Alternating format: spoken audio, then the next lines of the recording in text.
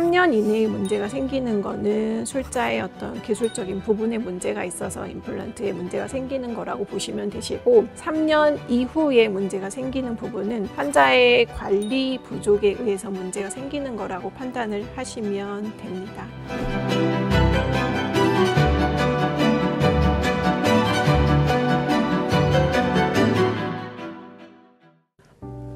안녕하세요. 서울클래식치과 대표원장 윤연경입니다. 오늘은 환자분들이 평소에 많이 궁금하시는 임플란트에 대해서 이야기를 나눠보도록 하겠습니다.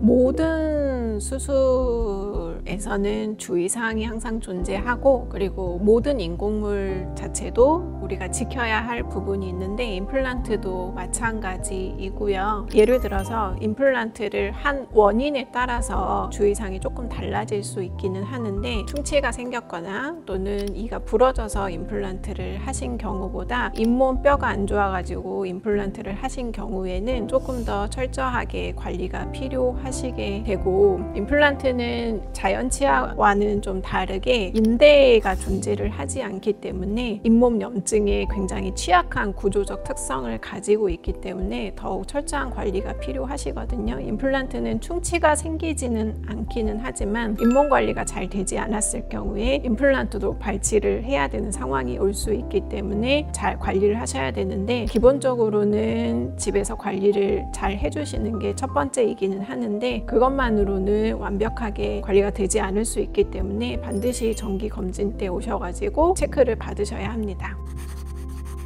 일단은 논문에 의하면 임플란트의 10년 생존율이라고 표현을 하는데, 10년 생존율은 약 90% 정도 된다고 논문에는 나와 있기는 합니다. 그런데 사실 임플란트 치료의 역사가 아주 오래된 거는 아니기 때문에 아주 장기적인 데이터는 없기는 하지만 10년 이상 동안 90%의 생존율을 보인다는 거는 관리를 잘 하시면 10년 이상은 충분히 쓰실 수 있다는 얘기이기는 하는데, 술자의 어떤 기술과 또는 환자의 노력을 구분짓는 기준점은 대략 한 3년 정도로 보시면 되는데, 3년 이내에 문제가 생기는 거는 술자의 어떤 기술적인 부분에 문제가 있어서 임플란트에 문제가 생기는 거라고 보시면 되시고, 3년 이후에 문제가 생기는 부분은 환자의 관리 부족에 의해서 문제가 생기는 거라고 판단을 하시면 됩니다. 물론 이제 술자가 잘 심었다는 전제 하에 장기적으로 잘 쓰시려면은 환자분 관리가 무엇보다 중요합니다. 우리나라가 이제 초고령 사회로 접어들었다고 들었는데, 환자분들의 평균 수명 자체가 늘어나다 보니까 특히 이제 임플란트를 하기 위해 내원하시는 환자분들의 평균 연령대가 굉장히 높아진 상태이거든요. 그럼 연령대가 높아지면 전신질환을 하나 두 개씩은 가지고 있으실 수밖에는 없는데, 대부분의 조절되는 전신질환에 있어서는 임플란트를 시술하는데 크게 문제는 없으시게 됩니다. 다만 이제 출혈에 관한 약을 드신다거나 약 조절이 필요한 경우에는 저희가 내과의 컨펌을 받고 진행을 하기 때문에 그 부분은 걱정하지는 않으셔도 되시고, 일반적으로 고혈압이나 또는 당뇨 같은 경우에 대부분 환자들은 약을 드시면서 조절이 되고 있기 때문에 그런 분들을 임플란트 시술하는 데 있어서는 크게 문제는 없습니다.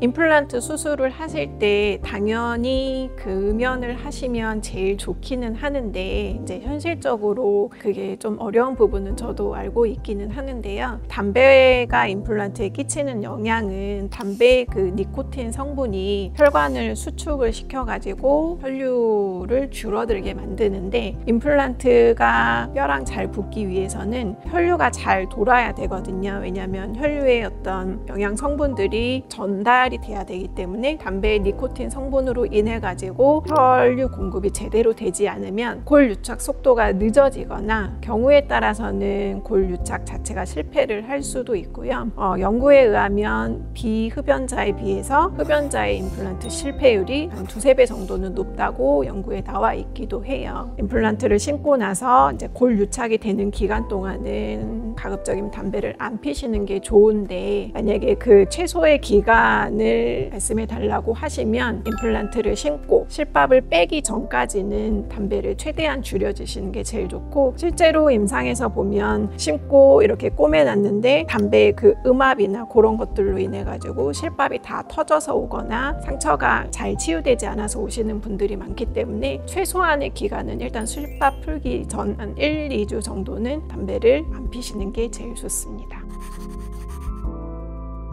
어떤 치료든지 꼭 임플란트 치료가 아니더라도 어떤 치료든지 치료 시기를 늦추게 되면, 그리고 치료 시기를 맞추지 못하게 되면은 결국에는 치료의 범위가 커질 수밖에 없게 되거든요. 물론 이제 임플란트의 경우에 본인의 자연 치아를 최대한 오래 쓰시는 게 제일 좋기는 하겠지만 어쩔 수 없는 상황에서 임플란트를 하셔야 되는 상황이라면 최대한 너무 늦지 않게 오셔서 치료를 받으시는 게 제일 빨리 그리고 간단하게 치료를 받으실 수 있습니다.